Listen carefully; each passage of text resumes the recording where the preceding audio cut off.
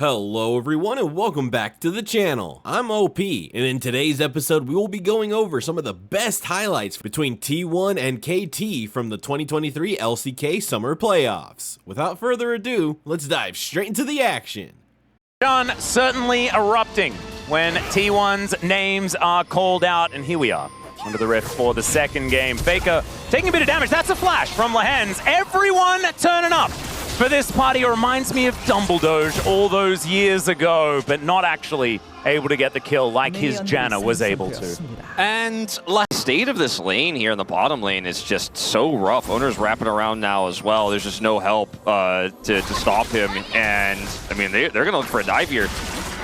Well, we'll see whether Lehens can stay alive as the polymorph does come through. That's first blood going to Gumayushi, and Carrier going to be able to get out of there. He was tanking the turret just beautifully. And the TP committed as well here from BDD so late. A huge lead for Guma can mean an early dragon here as Lehens has no flash, right? So just walk up, polymorph him, and Owner doesn't even have to invest his own flash, because he could have gone for a flash. So really good read from KT, denies T1 the opportunity to further snowball. As Owner is waiting here. Trying it once again. He does have flash, but no ult, as you say. He's going to turn up now. Zeus, World Ender has been popped. Let's see whether he can land the chains. There's the flash forward. Flash comes out as Keen is going to slice, but there's the Glacial Prison, and he's put in the ground. That's the second one for T1. Perfectly played there. Owner holds off on the permafrost. Fantastic start in game one, and now in game two, a huge lead as well. BDD got his stun prepped. Oh yeah, Faker could be in trouble here. Does have flash available. There's the Emperor's Divide once again. The Q's in the air, but it's not enough. Lehens is chasing after Faker, and he's now running the wrong direction. So he's just going to try and waste as much time as possible. He might get the execute. Yeah, can he actually get there? No, he's not going to be able to. So BDD is going to be able to get the first kill here for KT. He allowed him to have a second time, as we'll watch this once more. As Chronicler mentioned, waits for the permafrost to get stacked up here. Keen isn't going to get caught by that Q knockup, but the flash comes through here. There's the permafrost, the follow-up stun. So easy to hit while the enemy is stunned. Really nicely played. And then here, Faker is going to buy a ton of time. Almost gets the execute, almost gets out of here. Even with all this CC, the flash timing with the Emperor's Divide is so clean. And crucial here is that BDD does actually end up picking the kill, because I think Annie being in a good spot in this game is really important for KT, because so much of your team fighting is going to revolve. Bottom lane doing fantastic things here. Gumayushi Carrier having a good time. His owner getting pushed away, but does find a Glacial Prison, and now Lehens just in CC hell. Not entirely sure what he was doing, standing that far up though. Well, just really trying to keep some controlled vision here, but they're just not respecting the power of the Sejuani. They thought that they were... Keen still has some control, but ultimately it may not matter. Yeah, that is first turret blood going over to T1 here. Drake is going to be spawning in 40 seconds time, and so now T1 with so much extra control of that bottom side. His owner moving towards this top lane. Keen trying to just start the fight, but Carrier's even here. I have a feeling this Crocodile is a handbag, and he's going to die on his own terms by the looks of things. Zeus going to be able to collect it in the end. And I think that the time... Yes, just getting plate gold topside, has teleport. Yeah, he can get over whenever he would like. Of course, Keen doesn't have the luxury as there's a Glacial Prison. Lehens just soaking it up. Cuz down relatively low. They should be able to get this Drake, but can they actually get themselves out of here is the question. Cuz will secure it, slinks into the mist. And T1 just say, well, I mean, we're happy to just take a whole bunch more plate gold. BDD's going to teleport towards that top lane as the Mountain Rift does come in. Emperor's Divide is going to discover aiming. Who's going to ult and die? Carrier locks down the kill, and Faker just seems to be picking whoever he wants on this map. And KT can feel pretty okay about that, right? Because you get this, but the moment the TP comes in, you can see T1 know that they have a health bar advantage. They just go in. They know that we have a TP, so if you full commit to this, Zeus TP's in, we win. If he's forced to ult just cuz, then you could probably say that that was a KT win. But it looks like T1 are just going to back away, allow Zeus to do his thing as there's a flash. The Tibbers is going to connect onto Carrier and they lock him down. Emperor's Divide not going to do too much here, but the Rift Herald somehow was secured by T1. And now Faker, bone plating going to be going down. Tibbers continuing to walk forward, and T1 do get themselves out of the sticky situation. They only lose their Lulu.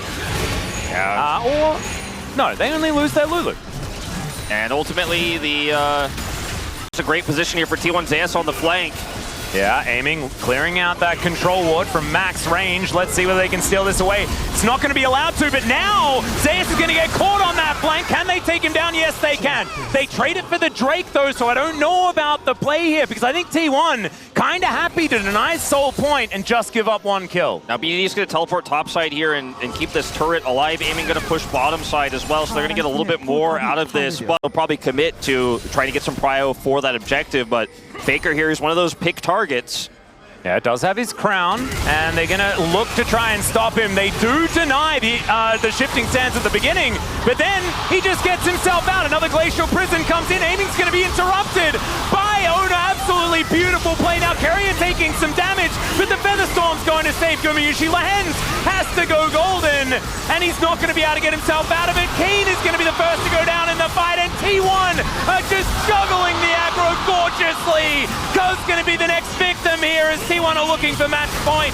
They are looking for no mercy, and they want to head towards the final. Faker, he lives! He lives in more ways than one. He does not go down in this fight, but he's got that extra survivability. He's got Merc Treads here, and when they use the Blast Cone to get on top of him here, he's very aware of this possibility. Instantly Empress divides through the stun, then is able to slide into the Baron pit, get around this corner while Owner peels, gets the knock up here. Wild Growth is committed, and with a teleporting Aatrox in the middle of this fight, there is no way out for KT Rolster here. And Faker, because he's got long range, is still going to offer some support here in the team fight, and it is just a wash once again for KT. So close, but not enough. And the first part of the burst goes into Faker, and that might be the most high-value crown I've... Pretty quickly, and T1 will start off the Baron. Where is BDD is the question. He heads towards the top side, but like you say, they know it. T1 immediately pull the trigger. This time, though, the Emperor's Divide doesn't find it. Is it going to matter? That's the question. As Gumayushi is going to lock down so many. Aiming, I don't think he can do it by himself. 3 kills already go down. Every carry on T1 is massive, and Zeus will get the last one against this Zeri. And yeah, BDD survives, but there's nothing he can... And with this, T1 about to go up 2-0 here. The expectations kind of going to get thrown on its head in this one. It absolutely is. T1 just demolish KT in back-to-back games. Blue side, red side, doesn't seem to matter. This squad is just taking names. And this is looking like a very different version of T1. Not the one that we saw in round 2 of Summer. This looks a little bit more turning part about this, because that's one of the matchups today we walked into in this series where we're like, okay, Owner looked a little bit shaky against Genji. He might be a weak point for T1, because bouncing back a little bit in that Hanwha Life series, but in both games, he just did not have the strong impact he needed to. And these were some of the best highlights from the matchup between T1 and KT during the LCK playoffs. Which moment was your favorite? Let me know in the comment section below. This is OP, and I'll see you tomorrow. Take care.